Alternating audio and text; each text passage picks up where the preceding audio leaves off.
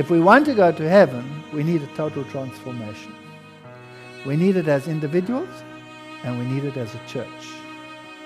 And the time has come to speak about these things, because we are told that the straight testimony will cause the shaking.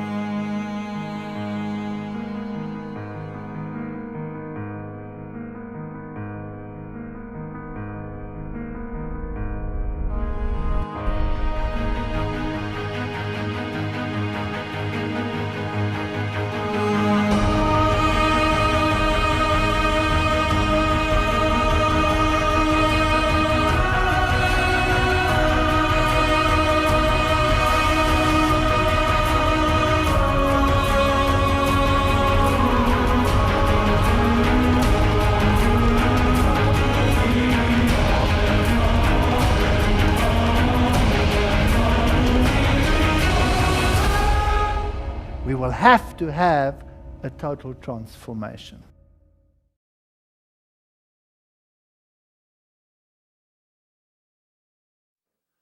I'm glad to see you all came back. I worked hard to chase you all away, and I see I have to work harder.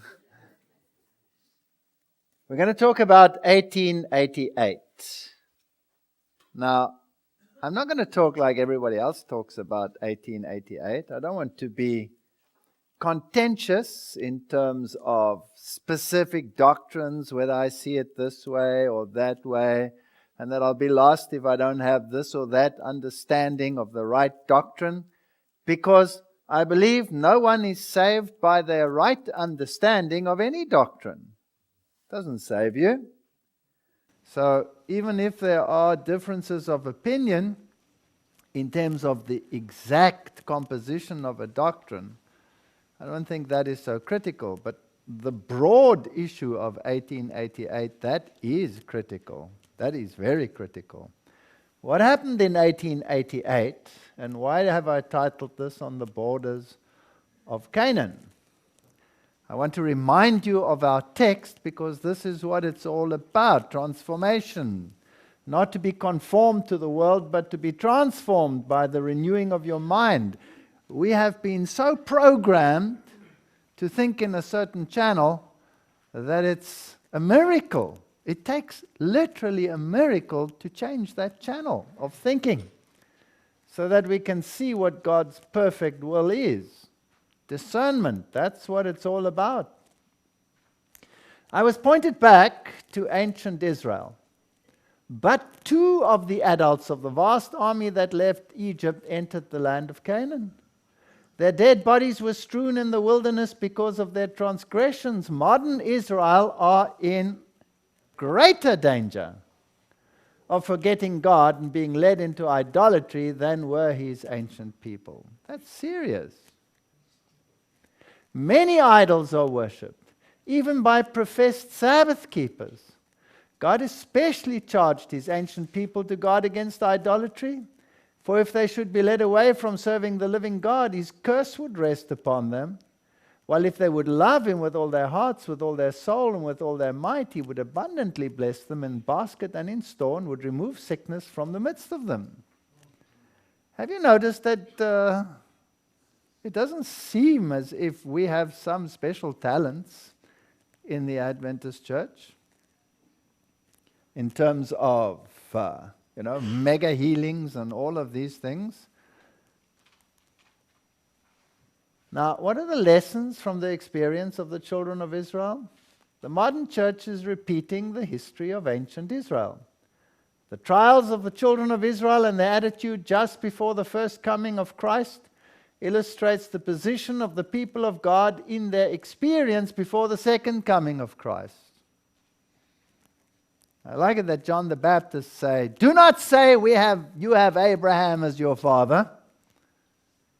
Some of us believe salvation by denomination. There's no such thing. No salvation by genealogy. You have to have a personal relationship. Satan's snares are laid for us as verily as they were laid for the children of Israel just prior to their entrance into the land of Canaan. We are repeating the history of that people over and over.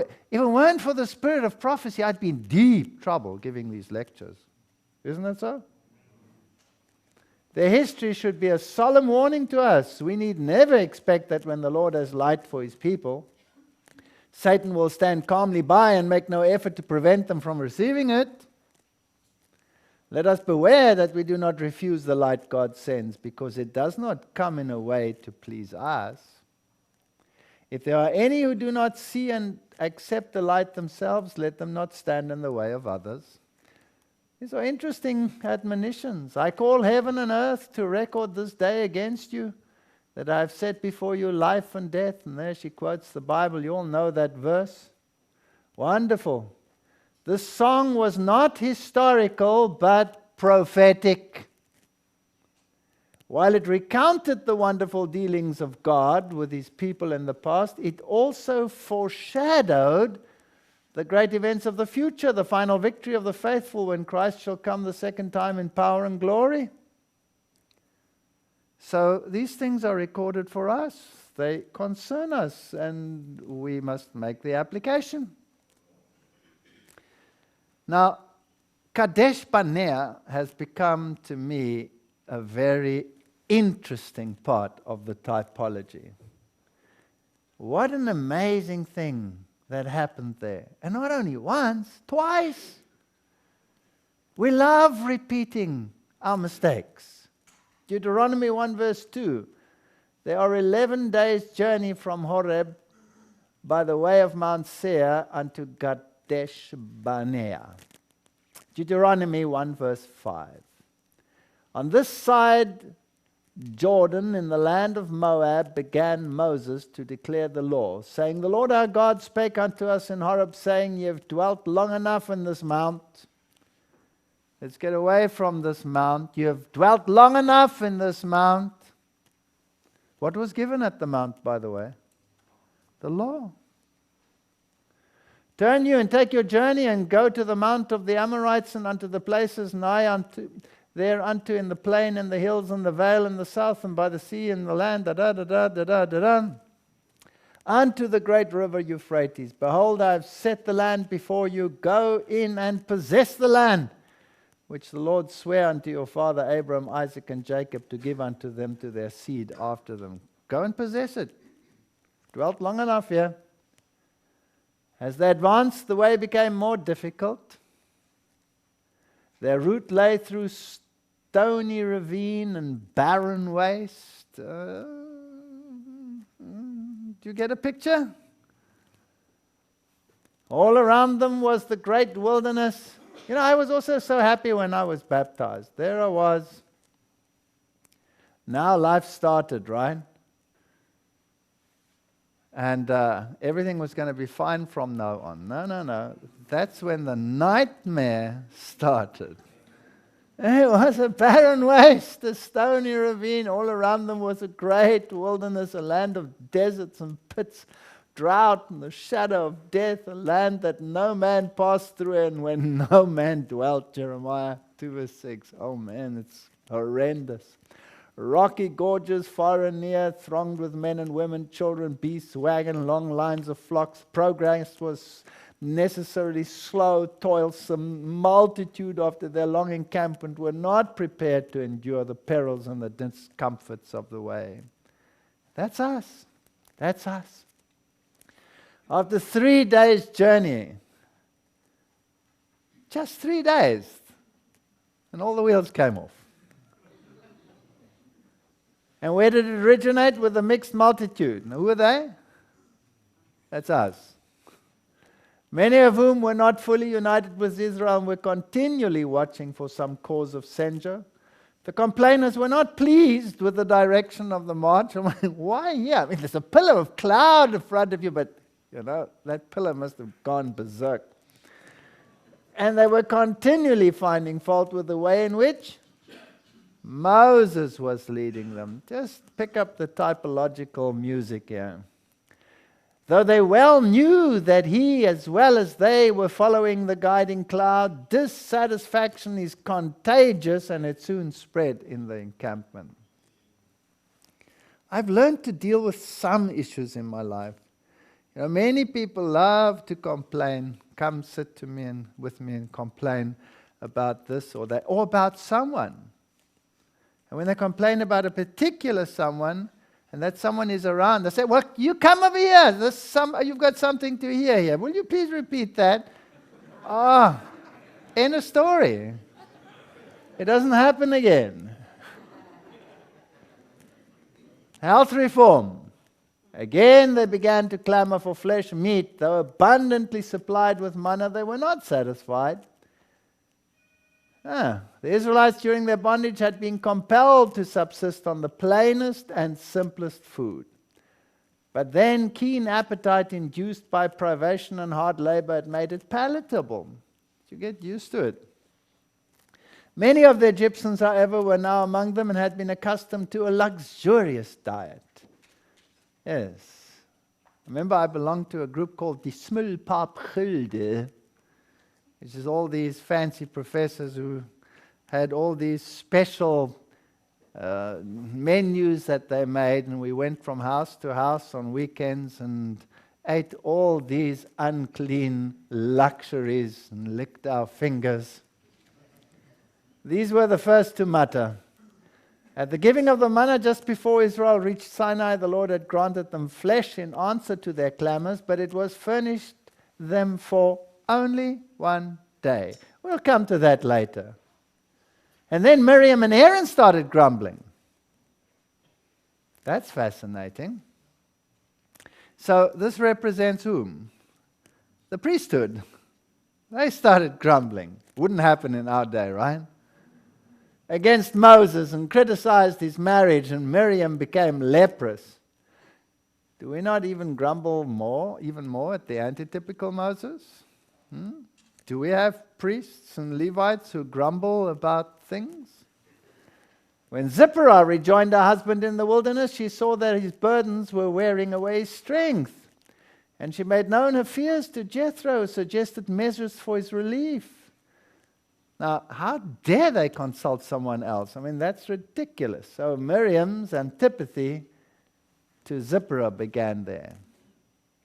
Smarting under the supposed neglect shown her and Aaron, she regarded the wife of Moses as the cause, concluding that her influence prevented him from taking them into the council as formerly. Now, had Aaron stood firmly for the right, he might have checked the evil, but instead of showing Miriam the sinfulness of her conduct, he sympathized with her, listening to her words of complaint, and thus came to share her jealousy. Well, we know the story. Miriam was smitten. Their pride was humbled in the dust. She became leprous. And Miriam was, however, shut out of the camp for 7 days, although she was healed miraculously at the intercession of Moses. Now listen to this. Not until she was banished from the encampment did the symbol of God's favor again rest upon the tabernacle. Now, she wasn't just anyone. Wasn't she a prophetess? So she was a very high-ranking individual within the church, and yet even she had to be banished before God's favor returned. That's interesting for today. Well, the whole company had to wait for this. The whole lot. So a whole company can be kept back by how many people? One. Deuteronomy says, and when we departed from Horeb, we went through all that great and terrible wilderness, which ye saw by the way of the mountain of the Amorites, as the Lord our God commanded us. And we came to Kadesh Barnea. And I said unto you, ye are come unto the mountain of the Amorites, which the Lord our God does give unto us. Behold, the Lord thy God has set a land before thee. Go up and possess it. As the Lord God of thy fathers has said unto thee, fear not, neither be discouraged. Go and possess it. Does it say there, go and fight? Go and make war. No, it just says go and possess it. And ye come near unto me, every one of you, and said, we will send men before us, and they shall search out the land, and bring us word again by what way we must go up, and into what cities we shall come. There was no such instruction, but they decided it was a good idea. So they sent out the 12 spies, and the spies began when they came back, and surely it floweth with milk and honey, and this is the fruit of it. And they carried it between two of them. I would never believe that that was possible until I saw a bunch of grapes once in South Africa, which was about that big. One bunch. So I figured, okay. And this is a couple of 1,000 years later, fallen, so quite possible. The people were enthusiastic. They would eagerly obey the voice of God and go, but, oh, what a horrible word. After describing the beauty and the fertility of the land, all but 2 of the spies enlarged upon the difficulties and dangers that lay before the Israelites, that they should undertake the conquest of Canaan. And they enumerated the powerful nations. The cities were walled and very great. The people who dwelt therein were very strong. Impossible to conquer them. They had seen the giants of Anak. And then hope and courage gave place to cowardly despair. Here were all the giants. God said, go. And they looked at all the obstacles. And they brought an evil report. Nevertheless, the people be strong. How many were there that gave a good report? 2. Nevertheless, the people be strong that dwelt in the land, and the cities are walled and very great. Moreover, we saw the children of Anak there, and the Amalekites dwell in the land in the south, and the Hittites and the Jebusites and the Amorites dwell in the mountains, and the Canaanites by the sea and by the coast. And Caleb stilled the people before Moses and said, let us go up at once and possess it, for we are well able to overcome it. That's rather nice. So they said, you're right, Caleb. Sorry, we were silly. Let's go. No. But, another horrible word. The men that went up with him said, we be not able to go up against the people, for they are stronger than we. And they brought up an evil report of the land, which they had searched unto the children of Israel, saying, the land through which we have gone to search it is a land that eateth up the inhabitants thereof, and all the people that we saw in it are men of great stature. And there we saw the giants, the son of Anak, which come of the giants, and we were in our own sight as grasshoppers, and so we were in our own sight. 1888. All the giants had started in 1844. Marxism, communism, existentialism. We had them all on the board, remember? All the giants which accost us. Evolutionism. All the isms of this world. Spiritism. They all started. And surely we are not able to conquer them. These giants are going to overcome us. And so we are afraid of the giants. I sat in a Kadesh Barnea church meeting once. I was invited. There's a lot of humor in the world, eh? I was invited to a town in South Africa, and I was supposed to give some lectures to the people there. There was, in fact, a group of people, about 200 of them, that were keeping the Sabbath all by themselves. And this is a non-SDA church, and they invited me to come and give lectures. And that's amazing, to a non-SDA church.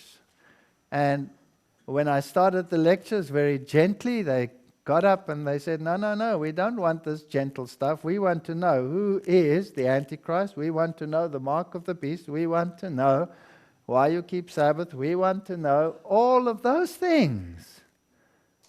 And I gave all those lectures. It was marvelous. And I came to my own church on the Sabbath day.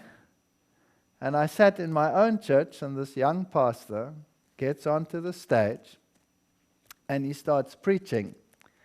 And he says, all we have to do is preach the love of Jesus. I have no problem with that. I like the love of Jesus. He says, because the other powers in the world are far more knowledgeable than us, and we have no chance to compete against them. We have no evidences except the love of Jesus, and that's what we must preach. Take, for example, evolution. All the great minds of the world, all the giants of Amalek, all of them believe in evolution. We haven't got a chance. I don't know why. I mean, in South Africa, he didn't know me. He didn't know me. The whole audience knew that I was sitting there.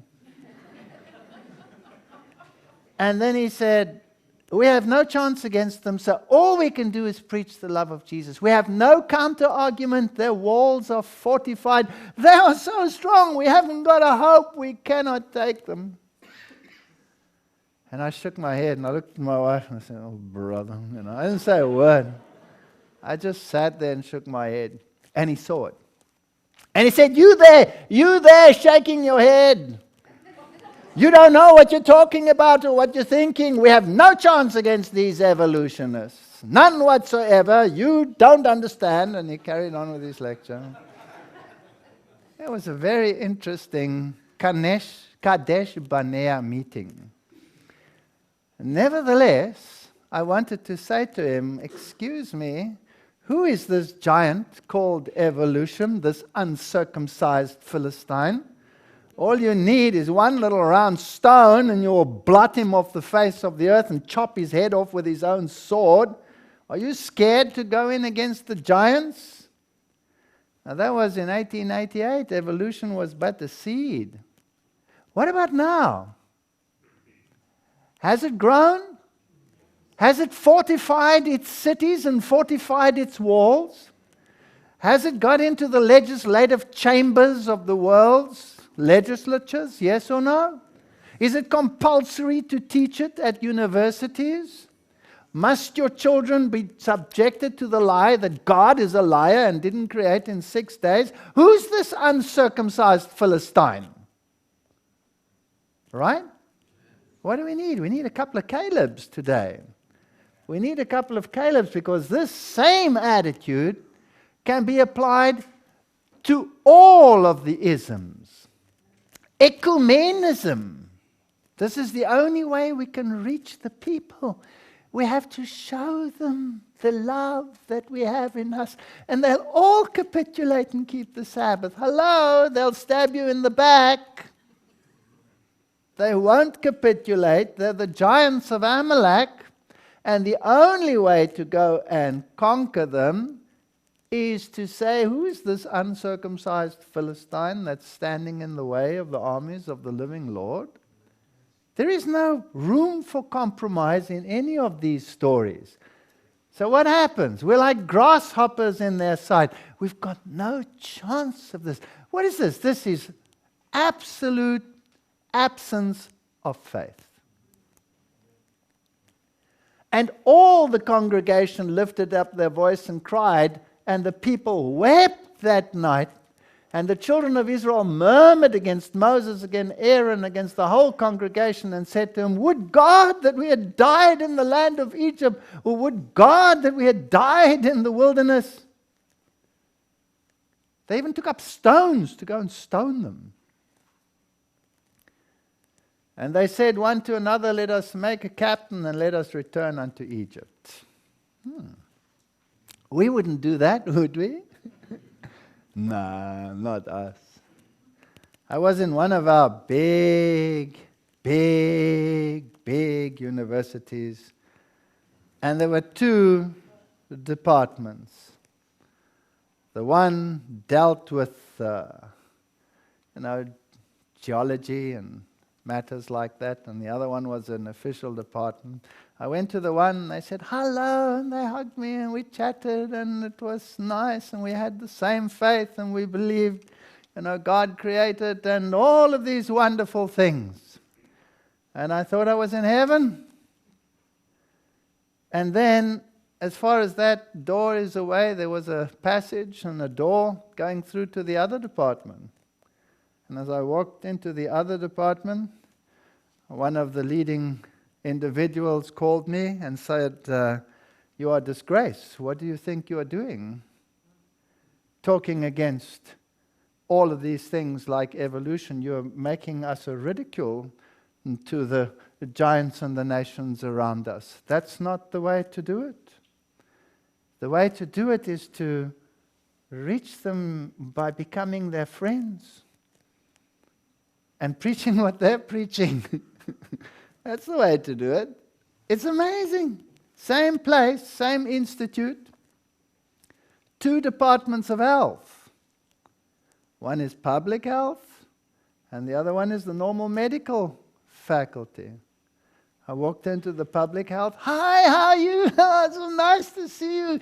Let's pray together. We now pray together. Oh, what a wonderful thing. You know, if only we could bring this great message, this health message to the people and get them to give up their meat and their dairy and their this and their that. Wouldn't it be great?" And you go through the door into the other department, and they say, "You troubler of Israel, you cause nothing but trouble. You'll be the cause and the death of millions. And you're making our scientific stature a ridicule." Same place.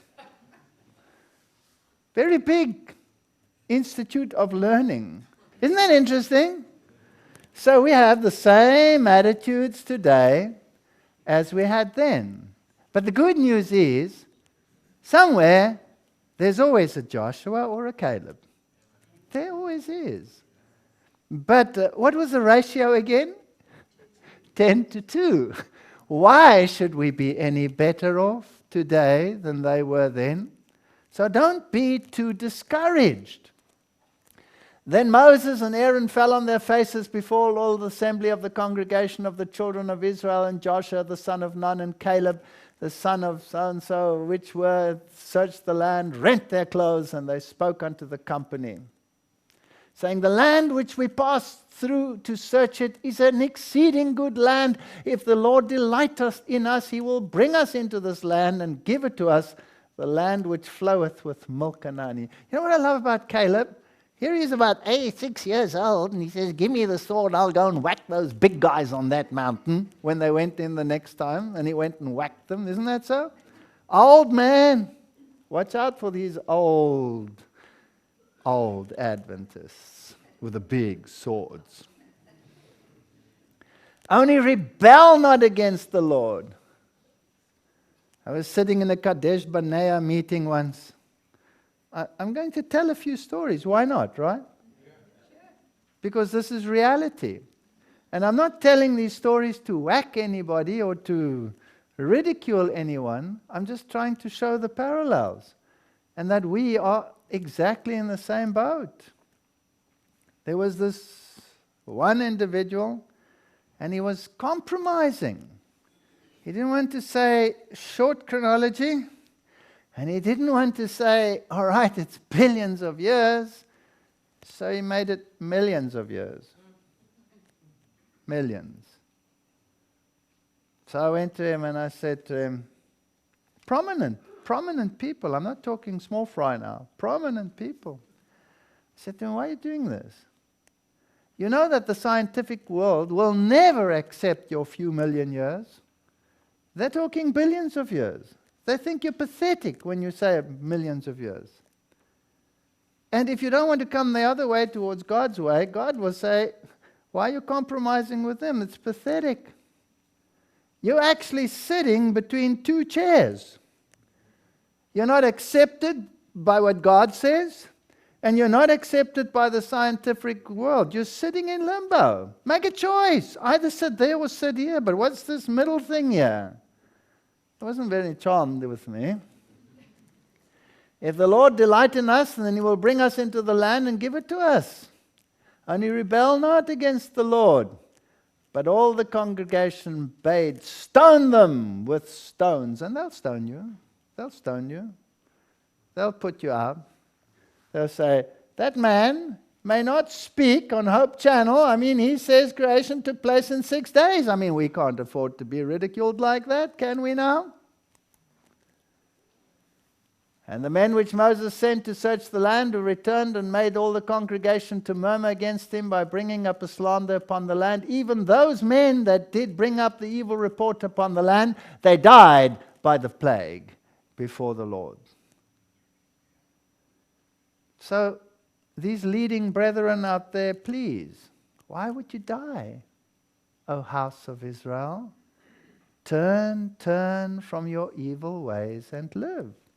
You're not going to look any better in the sight of the world by compromising, by fearing their fortified walls. If the walls are even as strong as the walls of Jericho, it just takes a trumpet blast and they're gone. Isn't that so? Why is it that the average American does not believe in evolution? Despite the greatest propaganda campaigns ever launched in the history of mankind, they still don't believe it. Are they that stupid, or is there something else? Psalms 106, they despised the pleasant land. They believed not his word. They murmured in their tents. They hearkened not unto the voice of the Lord. Is it so? Does it happen today? Yes or no? That happens exactly the same. So the Lord said, okay, I'll grant you your request. They said, would that we had died in the wilderness. Okay, you may die in the wilderness. So they died in the wilderness. And the same happened to the Seventh-day Adventist church. 40 days they spied out the land, 40 years they would wander in the wilderness until that generation died. And the children shall wander in the wilderness 40 years and bear your whoredoms until your carcasses be wasted in the wilderness. After the number of days in which you search the land, even 40 days, day for a year, shall you bear the iniquities, even 40 years, you shall know my breach of promise. My breach of promise. God breached his promise. Fascinating. Revoking of a promise. Altering of a purpose. Alienation. It was God's purpose to lead them directly into the promised land and drive out their enemy with hornets. They didn't have to fight against these Amalekites. Believe me, one tiny little hornet can chase a giant. Do you believe me? Yes. I tried to fix our dam's pipe once, and I was working with this pipe, and as I opened it, inside was a hornet's nest. I've never run so fast in all my life. I will send hornets before ye, which shall drive out the Hittite, the Canaanite, the Hittite from before thee. But they didn't believe it. God doesn't use the big things to scatter people. He uses the small things. Then he answered and said unto me, we have sinned against the Lord. We will go up and fight. Did the Lord say go up and fight? No. According to all that the Lord our God commanded us, and when ye have girded on every man his weapon of war, ye were ready to go up into the hill. And the Lord had said unto me, say unto them, go not up, neither fight, I am not among you, lest you be smitten. So they were so blinded, says patriarchs and prophets. The Lord had never commanded them to go up and fight. It was not his purpose that they should gain the land by warfare, but by strict obedience to his commands. It's interesting how this works. I've been challenged 1,000 times, if not more, to be in debate situations on radio or television on issues of health, evolution, or any one of those. Many times. I refuse, point blank, to do a debate. Why? Because in a debate, the loudest wins. Truth doesn't necessarily win. So I say, no, I'll state my case and you can state your case and people can make their decision and may the chips fall where they fall. They've tricked me. They invited me on a big radio station and they had all their big guns over there and I didn't know. that the opposition was sitting there, and they tried to belittle and slaughter me, and it was incredible. But you know what's amazing? If you are trapped in a situation like that, and it's not your fault, it's amazing how God digs a pit and they fall into their own pit. It was incredible. You know, when they run out of argument, what must they do of necessity? Attack the man. That's right. If you don't have an argument, attack the man. They did it to me here in this university, here in your own country, in this very town. You have two very big universities.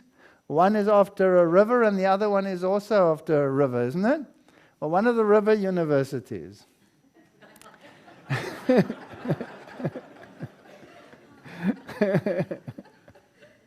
I was giving a lecture there on evolution, and the lecturer got very angry, and eventually the students were siding with me.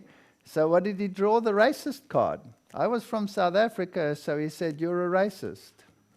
I said to him, "You've just capitulated and lost your argument, because you have no more guns to fire with, so you come up with a personal accusation that you cannot even, substantiate." And in this other case, it was very interesting on the radio.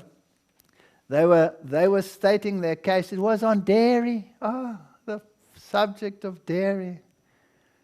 And I was giving the answers, and the people were phoning in and saying, "But these people are talking rubbish. This man makes sense. That's rubbish." And that makes them very angry. And I changed to a university which was a previously disadvantaged university. You know how it works? And I'd come from a very advantaged university and gone to a disadvantaged university. So they drew that card. Oh, it was marvelous. Marvelous. They drew the card out of the hat and they said, "Yes, the only reason why you say these things is because you come from a second-rate university. We are from a very superior university. Therefore, what you are saying is not tenable." So I said, "Well, that's very fascinating, because these days everything is peer review. That's published, which means it goes overseas to the same people that peer review you.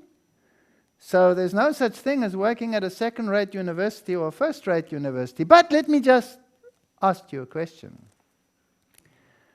You have a professor," and I named his name, "and you have another one, and another one, and another one," and I went through about 5 of them, "that are working at your university, high-rated scientists, all of them professors. They were all my students. In fact, they were my PhD students. So the second-rate university professor trained the first-rate university professors, and therefore your argument, of course, is substantiated, right? They were ridiculed on that radio station. It was amazing. God opens the ways. But don't think that you can go out there and say, "Today I'm going to lick them. I'm going to give them something." You will come off second best. It's not the way to do it. Let the Lord do the fighting. Let Him do the cutting. Let the truth do the cutting. We don't have to be cutting. "And to whom swear He that you should not enter into His rest, but to them that believe not?" You don't go in.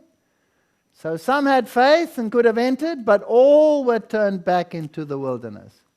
Only 2 had faith. How many had to turn back? All of them. All of them. Even Moses, Caleb, Joshua, everybody had to go back into the wilderness. Well, Joshua and Caleb and Moses could have said, let's start a Reform Adventist movement. These guys are pathetic. Let's separate from them. Did they do that? No. They chose to suffer with the people of God. Were they nice, these people of God? No, they wanted to stone them. They must have called them horrible names. They murmured in their tents behind their backs. Do you think it doesn't happen in our day? Of course it happens. The Apostle Paul plainly states that the experience of the Israelites in their travels had been recorded for the benefit of those living in this age of the world, those upon whom the ends of the world had come. We do not consider that our dangers are any less than those of the Hebrews, but greater. Theirs was but a type. We've got an antitype. They had one group of people to worry about. Wherever I go in the world, wherever I go, there's usually a letter that precedes me from some high official. Don't let this man talk on. Fascinating world. Modern Israel are following in their footsteps, and the displeasure of the Lord is as surely resting upon them. We are repeating the history of that people. We are standing, as it were, on the borders of the eternal world, she wrote in 1879. The Advent movement would have entered in 1888, but there was a tendency to remain camped around Sinai. Don't want to go there. The law was central to our theology. The law, we are saved by keeping the law. And the sanctuary message, the only means of entering Canaan, was not applied. We did exactly the same as the Jews did. The law has its important position, but is powerless unless the righteousness of Christ is placed beside the law, to give its glory to the whole royal standard of righteousness. Wherefore the law is holy, the commandment holy and just and good. The problem is not with the law, the problem is with us. We think we can earn God's favor. We think we are rich. Now, what we want to present, how you may advance in the divine life, we have many excuses. I cannot live up to this or that. What do you mean by this or that? Do you mean that it was an imperfect sacrifice that was made for fallen race upon Calvary? That there's not sufficient grace and power granted us that we work away from our natural defects and tendencies? That it was not a whole Savior that was given in us? We hear so many sermons exactly like that today. We can't keep the law. Or do you mean to cast reproach upon God? Well, you say it was Adam's sin.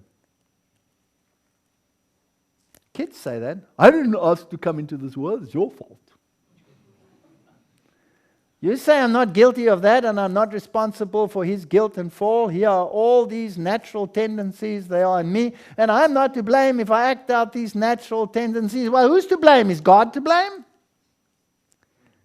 Pretty good question. Why were they kicked out of the Garden of Eden? Because of disobedience. So what must be the condition to go back into Eden? Surely not disobedience, otherwise God would be inconsistent, right? It's logical. I cannot even understand how the modern theologians can come up with an equation like that. But believe me, they manage. So there were two gentlemen. Now please, I'm not going to go into details of exact theological correctness in order to be saved. I'm only interested in principles. I'm not going to go that route. It's divisive. And many of our evangelists and speakers go that route and they divide. I don't want to do that. I'm not going to say exactly this is what you must believe or that must you believe, but the broad principle of righteousness is not difficult to understand. Two people. Is there an antitype here? There were two there. You'll say, but these were not perfect. Caleb and Joshua were pleased. They were not perfect either. They had their mistakes as well. Nobody's perfect. There's none righteous, not one. But their message was right. Their message was right. The Lord in His great mercy sent a most precious message to the people through elders Waggoner and Jones. This message was to bring more prominently before the world the uplifted Savior, the sacrifice for the sins of the whole world. It presented justification through faith in the surety, It invited the people to receive the righteousness of Christ, which is made manifest in the obedience to all the commandments of God. But not through our strength, through His strength. When they had lost sight of Jesus, they needed to have their eyes directed to His divine person, His merits, and His changeless love for the human family. All power is given into His hands that He might dispense rich gifts upon men, imparting the priceless gift of His own righteousness to the helpless human agent. No, they were camped at Sinai. Just like Israel. They were camped there. They were happy with the fact that they discovered the law and they discovered their own righteousness. This is the message that God commanded to be given to the world. It is the third angel's message, which is to be proclaimed with a loud voice and attended with the outpouring of His Spirit in a large measure. Today we say we've accepted this message. We haven't, because we haven't applied it to the heart. That's where the key is. So the third angel's message is the proclamation of the commandments of God and the faith of Jesus. The commandments of God have been proclaimed, but the faith of Jesus has not been proclaimed by Seventh-day Adventists as of equal importance. The law and the gospel going hand in hand. I cannot find language to express the subject in its fullness. I gave a whole sermon here once on the faith of Jesus. Not enough to have faith in Jesus. I need the faith of Jesus. The faith that is prepared to go to the cross all the way. It's talked of, but it's not understood. There's no mistake here when it says the faith of Jesus. I've had the question asked, what do you think of this light which these men, Jones and Wagner, are presenting? Why? I've been presenting it to you for the last 45 years, the matchless charms of Christ. This is what I've been trying to present before your minds. From the light God has given me, we shall be separated and scattered, many of us. You will have to stand in places alone. You will not have any connection with other leading minds that you can gather strength from them. You will have to stand with your own God by your side and know that He is by your side. We want to know that He is by our side today, that He is right with us. When we come together in this house, we should remember that the Master of Assemblies is here. This is incredible. When I started off as an evangelist, I was working with this little man, you know him by now, a Duplessis. And then the conference sent him to the middle of nowhere. And he said, I can't go. I've got to work with this man. We're working together. You know, we're complementing each other. This is great. I wrote a letter to the conference. This is why you're doing this. The churches wrote a letter to the conference. He was gone. To the middle of nowhere, to a desert. With 3 Adventist members, all of them over 90. And all of them wanting to slaughter him and anyone who even came close. And I thought, what a waste. But you know what? I was forced to start working on my own. And he was forced to work on his own. And Pastor Gill is forced to work on his own. And he was scattered all over the place. And we can't rely on each other. We can't. And we get into straight places and we get into trouble and we get into turmoil. And there's no one to turn to except who? God. No one to turn to. It's a lesson. It's a lesson book. We're here. We're suffering this thing. It would have been nice to go out. How? 2 by 2. Wouldn't it? We get to do it occasionally. It's nice. It's such a feeling. But it's a luxury. I'm afraid it seems we cannot afford. You should remember that the Master of Assemblies is here. God does not leave the ship for an ignorant pilot to steer anywhere. He just stands at the helm, and then we work under orders. You know, people constantly phone me and say, why didn't you check this with the leading elders? I did, just not them.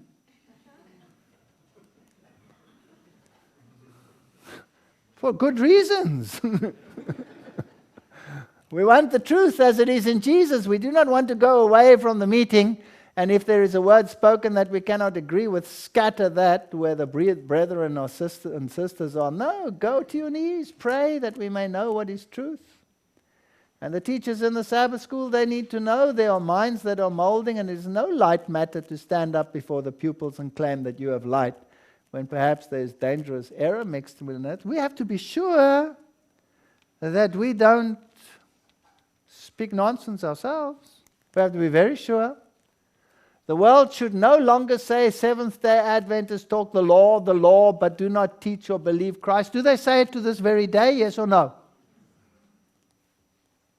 The efficacy of the blood of Christ was to be presented to the people with freshness and power, that the faith may be held upon its merits. We have only one perfect photograph of God, and this is Jesus Christ. Probably one of the nicest statements in the spirit of prophecy. Isn't it nice? I like it. So unless he makes it his life business to behold the uplifted Savior and by faith accept the merits which it is his privilege to claim, the sinner can no more be saved than Peter could walk upon the water.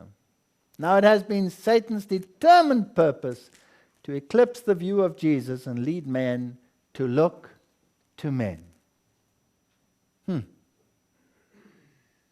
The truth, to trust to man, to be educated, to accept help from man. So we need all of these tutors today and the coaches and the trained people to tell us what we must believe. Hello, I've got a Bible and a spirit of prophecy to tell me what I must believe. I don't need some coach who thinks he's been trained in who knows what place on this planet to come and tell me what to believe.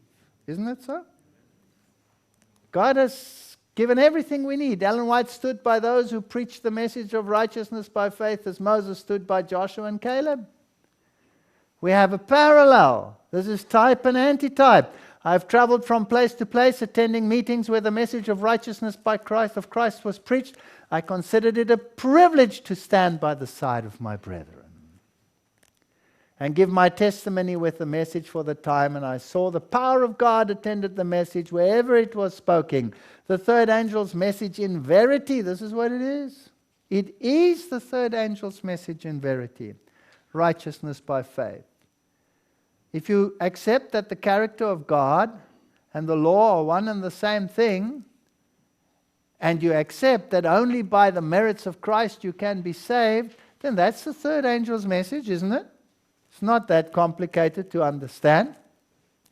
The Lord our God spake unto us in Horeb, saying, Ye have dwelt long enough on this mount, get away. You don't sacrifice the law, but you preach the everlasting gospel, which stands on two legs. It's not a cripple. It has the law and the righteousness of Christ. And if you divorce one from the other, you've got nothing. But at Kadesh Barnea, they couldn't enter in, because they wanted to enter in by their own strength, and the giants were overwhelming. That's the problem. And we have the same problem to this day. If you would stand through the time of trouble, you must know Christ, appropriate the gift of his righteousness, which he imputes to repentant sinners, and then you go, because he said so. 2/3 of those attending Minneapolis opposed the message. That's incredible. If those who claim to have a living experience in the things of God has done their appointed duty as God ordained, the whole world would have been warned by now. The whole world. Had the purpose of God been carried out by his people in giving the world the message of mercy, Christ would ere this have come. We would have gone home. Some of our brethren are not receiving the message of God upon the subject. They appear to be anxious that none of our ministers shall depart from their former manner of teaching the good old doctrines. And isn't it incredible how Satan manages to make everyone involved in pendulum swing theology? You either sit in the one extreme or you go to the other extreme. There's never any balance. You're either this or the other. I always say it's like a boat, like a narrow boat, and one starts building a gangwalk, a plank, and he climbs out of the boat and he goes and sits over there, and then the boat does this, and so to balance the boat, what does the other person do? Builds his plank to the other side and he climbs out over there, And then someone else starts, and eventually they're all sitting outside the boat on their planks. Hello, can we get back into the boat, please? Any problem with that?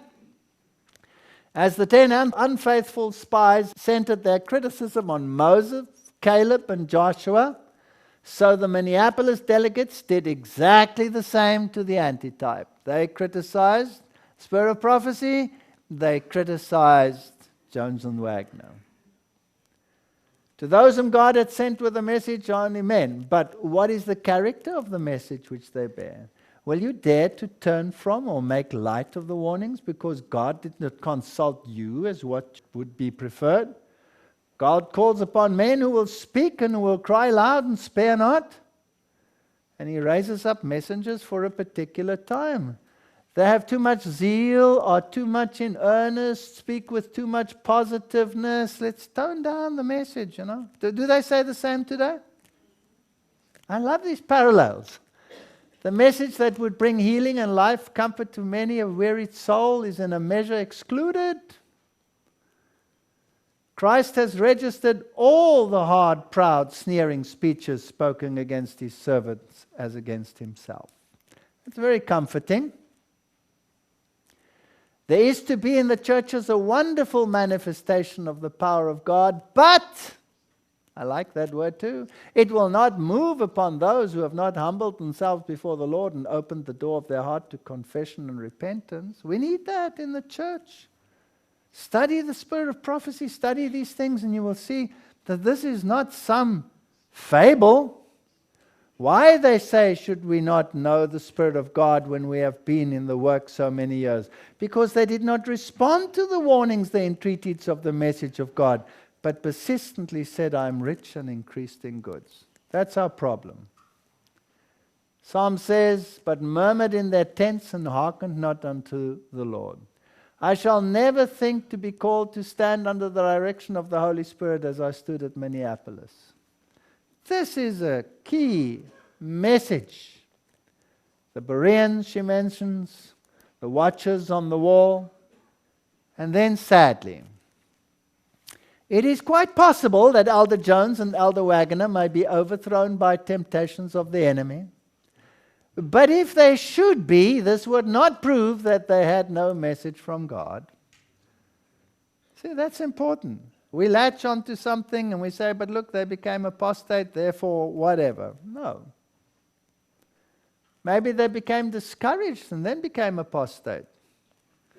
So maybe there are others to blame too, but you cannot excuse their apostasy. They did apostatize. But should this happen, how many would take this position and enter into a fatal delusion because they are not under the control of the Spirit of God? They walk in the sparks of their own kindling and cannot distinguish between the fire that they have kindled and the light which God has given. Sin on the part of the messenger of God would cause Satan to rejoice, and those who have rejected the message and the message would triumph. But it would not at all clear the men who were guilty of rejecting the message of truth sent of God. We've got no excuse. No excuse. As a people, we are not advancing in spirituality as we're near the end. We do not realize the magnitude and importance of the work before us. We are not doing 1/20th of what God requires us to do. We are repeating the history. We have preached the law until we are as dry as the hills of Gilboa. That's just cute, right? That have neither dew nor rain. We must preach Christ in the law. What is that? Christ in the law. And there will be sap and nourishment in the preaching that will be as food to the famishing flock of God. Quote to them what the Reformer said. Wesley, I cannot live without the law for one moment, for the law sends me to Christ. And I cannot live without Christ for one moment, because Christ sends me to the law. Isn't that beautiful? Wow, it's so rich. We preach today, we're under grace. We're not under law. What a misnomer. Where there is no law, there is no transgression. So if there's no transgression, I have no need of grace. So if I'm under grace, I am of necessity under law. Is that not right? Grace without law is an idiosyncrasy. It's an oxymoron. It cannot exist. And yet it is the chief theology of the world out there. It's not difficult to overthrow that theology. Why is it that we have this pendulum swing? Preach the law, but preach Christ in the law. It's simple. We must not trust in our own merits at all, but in the merits of the Jesus of Nazareth. That's what we need. I solve. The brethren assented to the light God had given, but there were those connected with our institutions, especially with the Review and Herald Office and the conference, who brought in elements of unbelief. Will it be the high people or the foot soldiers that cause the most problems? The high people. They brought in the elements of unbelief. It was assented to, but in no special change was made. So they say, sure, we believe it, but they don't apply it. The church has turned back from following Christ their leader and is steadily retreating towards Egypt. Do we see that? When we see some of the programs that are put on, when we see what happens in some of the conferences, I've been in many situations. I'll tell you some later as we go on. Satan would have it thus: Christ cannot take up the names of those who are satisfied in their own self-sufficiency. He cannot importune on behalf of a people who feel no need of his help, who claim to know and possess everything. That's why God brings us into straight places.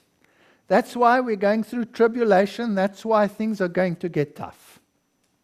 And only if you have a root in Him will you be able to stand. So in 1888, the world was ready for the second coming in every single way. 1888, the 5th Congress, first session, the Blair Sunday Bill was to be passed. That was the date. To secure to the people the enjoyment of the first day of the week, commonly known as the Lord's Day, as a day of rest, and to promote its observance as a day of worship. We were at Kadesh Barnea. We were going into Canaan. It was introduced by Senator Blair. You know the name? May 21, 1888. Proposing an amendment to the Constitution of the United States respecting establishment of religion and the free public schools. Fascinating. So we were ready. Adventists were arrested in the South, put in chain gangs because they refused to keep a false Sabbath. The Lord's Day Alliance, when was it founded? 1888. The Lord's Day Alliance of the United States was founded in 1888. Here's their own webpage. Check it out. 1888. Fascinating dates. There's nothing wrong with Adventist theology. There's something very wrong with theologians who don't believe it. There's nothing wrong with Adventist theology. The Lord's Day Alliance of the United States exists to encourage Christians to reclaim the Sabbath, the Lord's Day, as a day of spiritual and personal renewal, enabling to impact their communities with the gospel. In challenging economic times like the world faces in 2009, the Lord's Day Alliance is seeking to uncover spiritual truths regarding how the Ten Commandments combined with Jesus' teachings about money can provide guidance for Christians. This is fascinating stuff. We're going to talk about this in a moment, in the next lecture. Here we're mixing economics with Christianity. Is that right? So-called Christianity. Economics. The mark of the beast. Is it an economic law or is it a religious law? It's both. It's both. We'll see. Fascinating stuff. Since when? What's the date? Coincidence, of course, right? No, I don't believe in coincidence. I believe in providence. 1888, the occult societies teach that the new dispensation has begun. Why 1888? This is the final thrust. We accept as fact the following: the drama in the heavens, the new dispensation, which had its actual beginning in 1888, will have reached its apex as has the old, and that a Savior, a great leader, one greater than any before, will be possibly already is born. There we go. The coming masters. Well, they can wait for their master. 1888, the world was ready. Dwight Moody, Pearson were the leading great revivalists. They were preaching the Christian world was ready to either accept or reject the message. Students' volunteer movement of the foreign missions was organized. There was an occult explosion. The Sunday debate was raging. Adventists were persecuted for Sunday violations. Everything was ready to fulfill the prophecy exactly as it stands in the book of Revelation. But there was only a Joshua and a Caleb and a Moses and nobody else. Fascinating. And then the revivals died down. The Moody's went to sleep. I like Dwight Moody. Not so sure about his affiliations and his activities in the ecumenical movement, but he said some great things.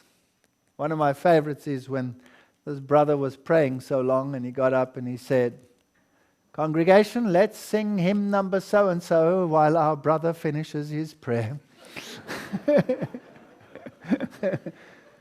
And then you take Ellen White. Public prayers should be short and to the point.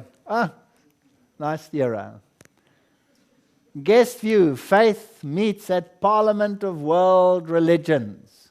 Just after 1888, we have a Parliament of Religions coming into existence, and we're growing the giants. If we thought the giants were big then, how big are the giants today? Can we face up to the mighty ecumenical movement? Can we? And why do we sit in them? Why do we pay membership fees? Fascinating. 1893, the Chicago Parliament of World Religions was convened to gather the world's faith together for the first time. All of this started already in 1844, but by here they were organizing. They were fortifying their walls. They knew Israel was coming. Here was the thing coming. 1893, the first Parliament of Religions. The address urged federal and confederate union. Federal Council of Churches, National Council of Churches, all of these things coming together. 100 years later, things have certainly changed. The Parliament of World Religions is again underway here. Melbourne, 6,000 participants. Holiness, Dalai Lama, all of them coming together to mobilize public opinion about the values of religious traditions. Where's the Bible? Who cares about the Bible, right? Let's concentrate on our traditions.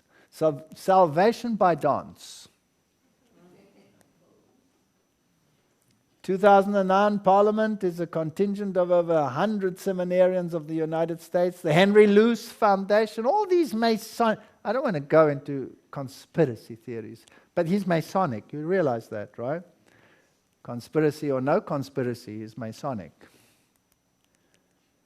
To prepare for the Parliament, all the seminarians had to take a course at their home school dealing with religious diversity, the urgency of interreligious cooperation, and the Hartford Seminary, Catholic Theological Union, Rabbinicals, the Trinity Lutheran Union Theological Seminary, Yale, Harvard, Vanderbilt, half of them are Jesuit-controlled anyway.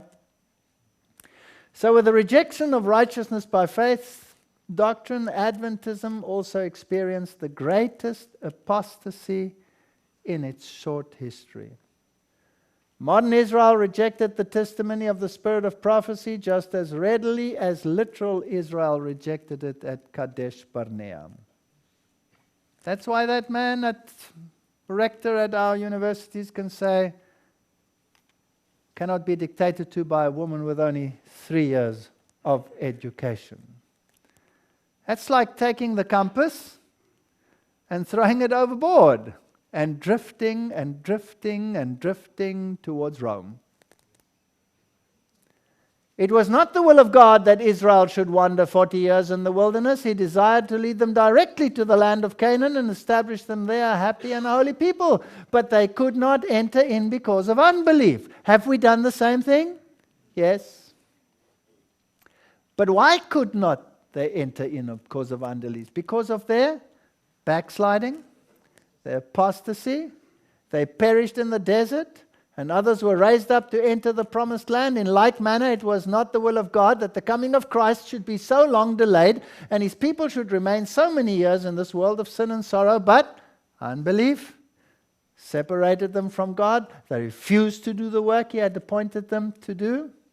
You will not preach these three angels' messages. You will not say that the papacy is the Antichrist. Do you think I've heard that in my life before? Yes, from the kings and queens in this church as well.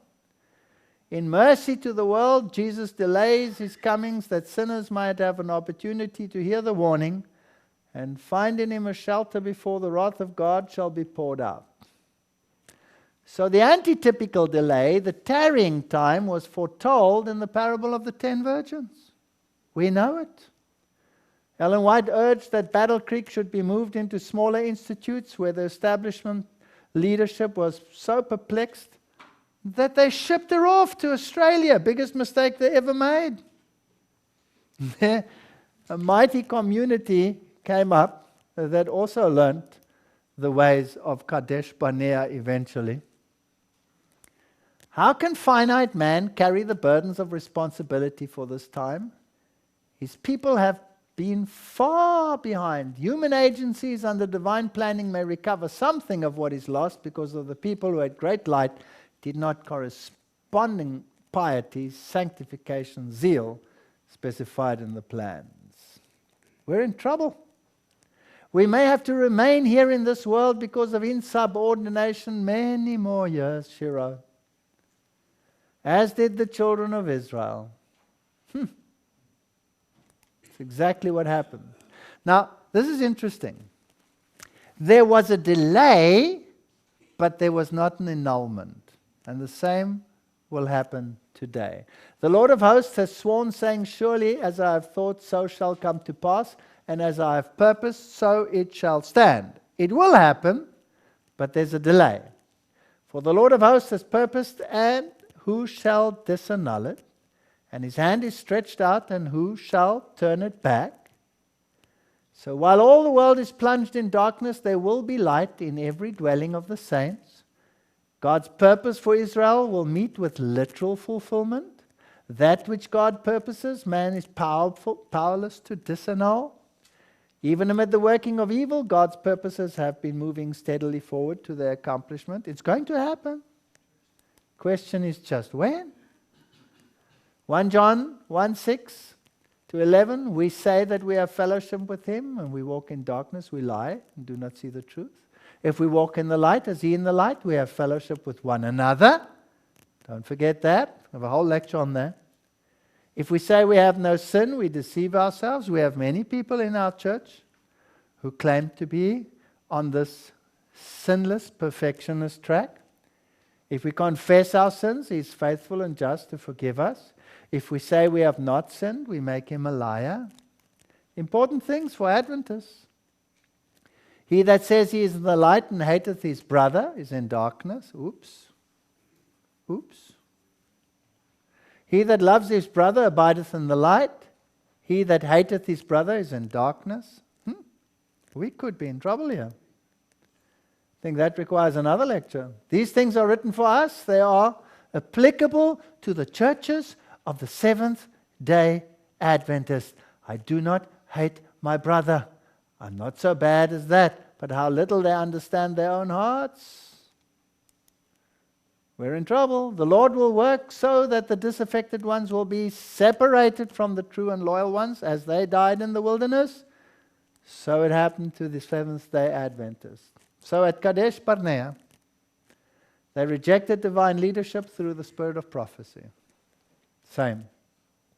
The Lord said unto me, say unto them, go not up, neither fight, for I am not among you, lest you be smitten before your enemies. And so they went up presumptuously. They just did it. The Amorites which dwelt in the mountain came out, and they gave them the hiding of their life. If we think we can do it by ourselves, we've had it. We cannot enter in by our own means. Forget it. We're going to go in with the people of God, or we're not going to go in at all. So ye abode in Kadesh many days, according unto the days that ye abode there. And by a prophet the Lord brought out Israel. Ephraim provoked him to anger most bitterly. Therefore shall he leave his blood upon him, and his reproach shall his Lord return on him. Harden not your hearts as in the provocation in the day of the temptation in the wilderness. Hebrews 3 verse 8. We'll do the same. This is that Moses which said unto the children, a prophet shall the Lord your God raise up unto you and to your brethren like unto me. The parallels there between Jesus and Moses, that's an amazing story. That is he that was in the church in the wilderness with the angel. He spoke there. The same Jesus who leads this church led that church. And our fathers wouldn't obey him, and they went back to Egypt. We do the same thing. So the testimonies of his Spirit call your attention to the Scriptures, point out your defects of character, rebuke your sins, therefore you do not heed them. And to justify your carnal, ease-loving course, you begin to doubt whether the testimonies are from God. So we have whole nations who follow after some guy who rejects the spirit of prophecy, and they suffer the consequences to this very day. It's incredible. The church has turned back from following Christ, their leader, and is retreating towards Egypt. These are facts. This is spirit of prophecy. This is not condemnation. It's just a fact. Yet few are alarmed or astonished at their want of spiritual power, doubt, and even disbelief of the testimonies of the Spirit of God is leavening our churches everywhere. That's the problem. That's the problem. They didn't listen to Moses. They don't listen to the spirit of prophecy. Satan would have it thus. Tell you a story. I had to do a campaign in the largest economic powerhouse in Forget it. I blew it, right? Germany, who cares? It was Germany. Where was it? Germany.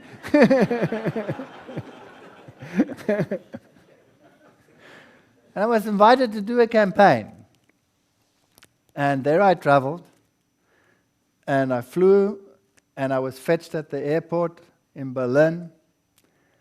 And I had to travel for 3 hours with some man I didn't know at all. And we went to this little place where this tiny little church was with just a handful of members. And it just happened to be right next to our largest college. Isn't that interesting? Yes. Now, I really had no idea of any of this. I'm totally innocent. You can ask my wife. I don't know a day before when I'm flying, where I'm flying to, or what I'm going to do. I really am like that. I haven't got the foggiest idea. I mean, people phone me and they say, what is your sermon on such and such a Sabbath in 3 years' time, and what hymns do you want? Hello? I don't know. So I give them anything. I say, you make it up. I don't care. Whatever you make up, I change everything. You've noticed that, right? That's me. Now I'm sitting for 3 hours with this man in the car. This is interesting stuff. 3 hours. Now, what do you do when you sit with a strange man for 3 hours in a car? You ask, questions. Where do you come from? How did you become an Adventist? And all of this. This man was a high officer in the communist regime. His job was to make sure that anybody trying to get across to the West was killed instantly. That was his job. He was such a high communist, he had a regular pass to go to the West to recruit for communism.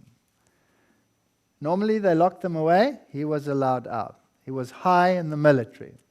Total atheist.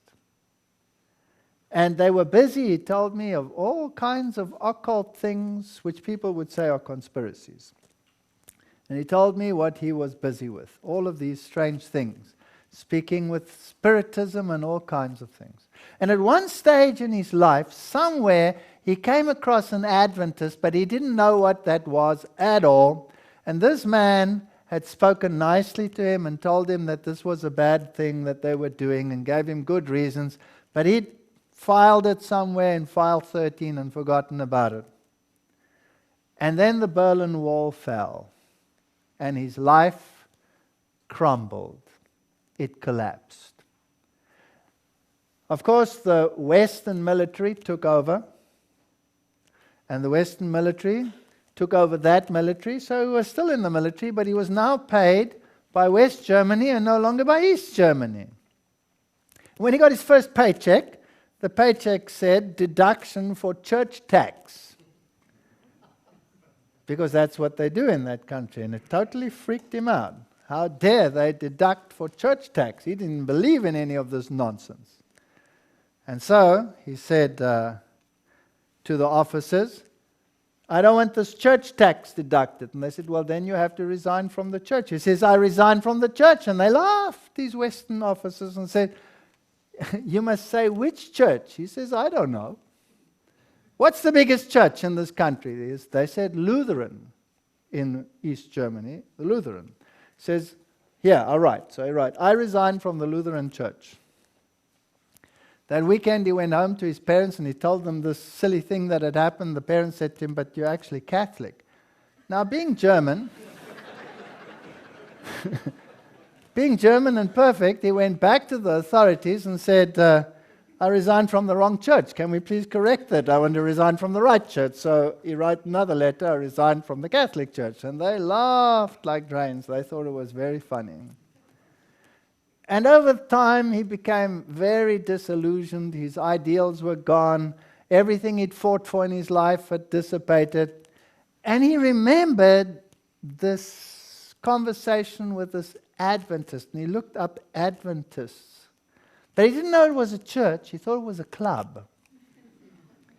So he went there and he joined. And he said, can I join your institute? And they said, well, it's not that easy. You have to sort of, do some studies. So they did some Bible studies. And then he said, well, what's the next thing? And they said, well, then you must be baptized. He says, great, let's go for it. So he was baptized. Didn't have a clue what was going on. That happens over there. And there he was in the church. And he said, now what happens next? He says, well, we meet next Sabbath. Great. So he was there for the next few Sabbaths. And he said, but excuse me, after a while, what are we doing here? We're just sitting here. What do you guys do? Don't you do anything? And they said, no, this is it. This is what you do. You come here and you say, so no, that's pathetic. There must be something better to do than this. And they just received back from the East German government everything that the government had confiscated from all the churches. The buildings had been confiscated, so they gave them different buildings for the churches. The warehouses were full of stuff that had been confiscated and been returned. They said, all right, if you really want to do something, then come after work in the weekdays and we'll sort out all this garbage that has been returned. What can be kept and what can't be kept. And so he did that, started working. And then he came across this pile of boxes, and he went to the pastor and he said, excuse me, I found these books. What must we do with them? The man looked at them, and he said, no, we don't need them. You can burn them. Put them in the furnace. And he said, but are they Adventists who wrote these things? Yes, they're Adventists. But why do we burn them then? That's antiquated. That's from a previous century. We don't need them anymore. They don't apply to our time. Burn them. What was it? Of course, it was Spirit of Prophecy books. And so he felt bad to burn it, so he took it home. And he started reading, and he started reading things like Great Controversy. And suddenly, now this is a sad story because where is he? He's in an Adventist church, right? Suddenly he realizes, good grief, this is Adventism. I relate to this. This makes sense. This is logical. But obviously I'm the only one left. So he thought he was the only Adventist left. So he thought, well, I have to start evangelizing the world. But he came across brick walls, so he started moving around his previous country, going from town to town, finding churches, and eventually he found one here and one there and one there that still believed this stuff, outdated as it was. And eventually they decided that they would form a group, and they formed a little church of their own, people that still believed it, and that was that little church. And they invited this fanatic from Africa to come and do a campaign.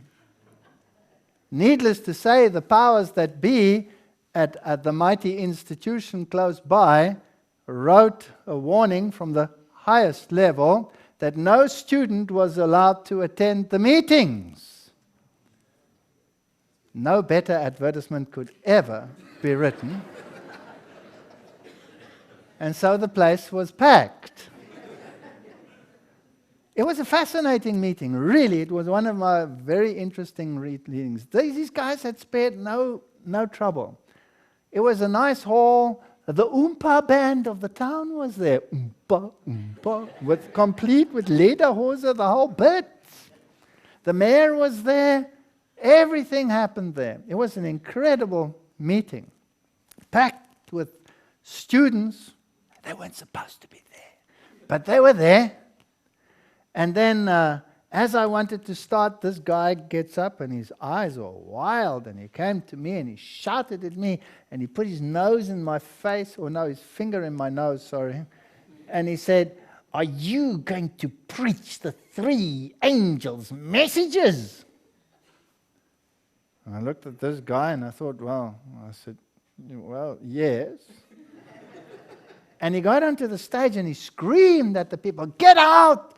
These men are deceivers. They're preaching the 3 angels' messages. It's a damnation message. Get out!" And I started to pray and I said, "Lord, get rid of this man, please."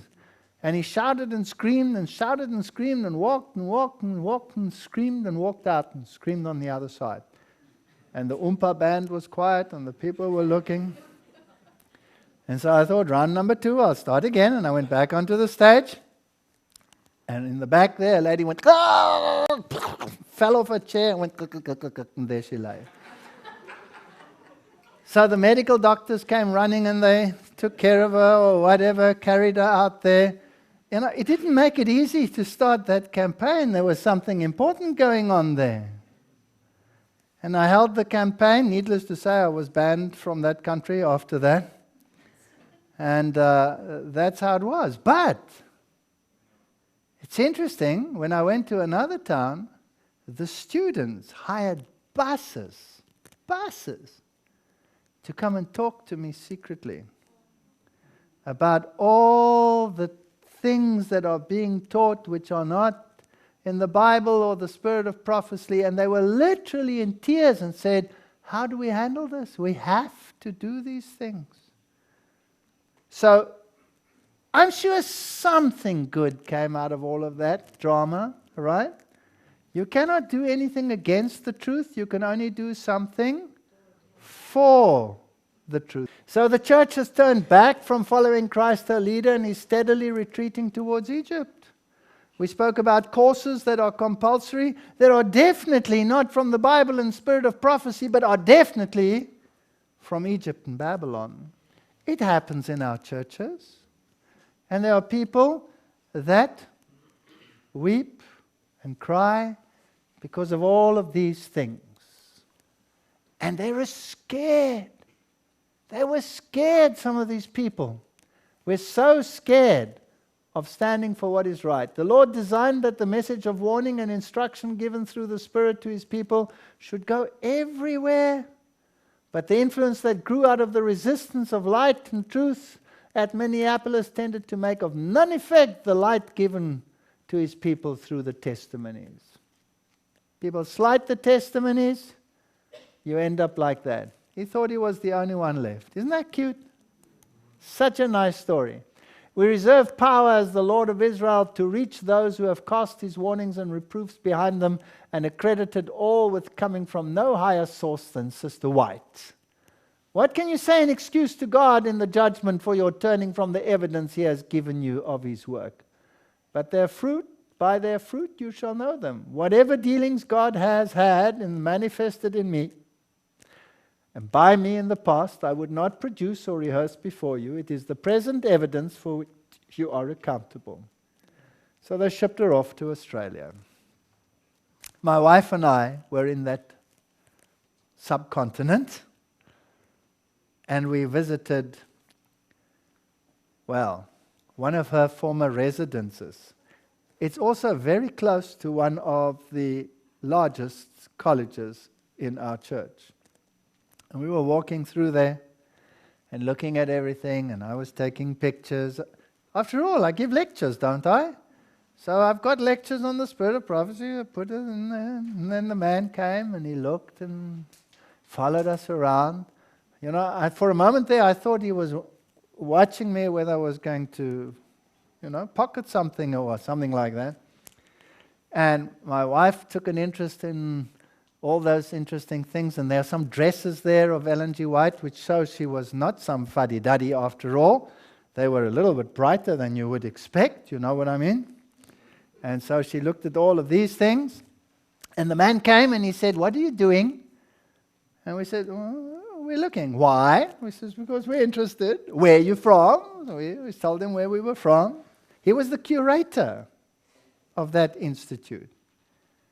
And then he said, "And you're interested in this sort of stuff?" I said, "Yes, this is fascinating. You believe it?" And I said, "Sure." And then he sat down and he cried.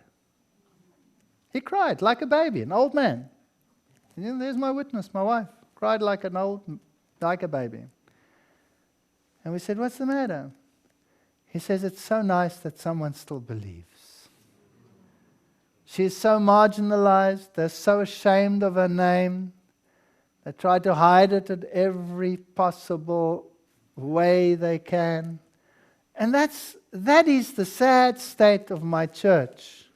No matter where you go, whether it is in North America, whether it is in Europe, whether it's there in the Pacific, no matter where you go.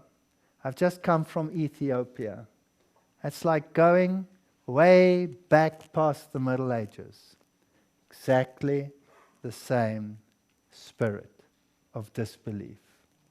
When is my church going to wake up? When are we going to understand that where there is no vision, the people perish? But he that keeps the law, happy is he. I'm instructed to say to our churches, study the testimonies.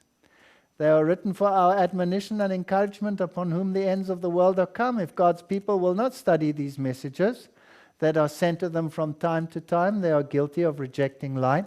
And again, I want to reiterate, I'm not telling my stories to attack my church. I'm just telling my story to show the condition and to beg people to look at the parallels and see that we are repeating the history of Israel as verily as if we were they. And if we do not come back into harmony with His word and to believe every word, so that even if a prophet would say something as stupid and ridiculous as, if you want these walls of Jericho to fall, take a trumpet, walk around it 7 times and blow it, and it will fall. I mean, any logical person would say, you have lost it. Right? But they did it. And what happened? They fell. And the same we may experience, because it is by faith that we will enter in and not by works. May God bless us as we contemplate these things. Amen.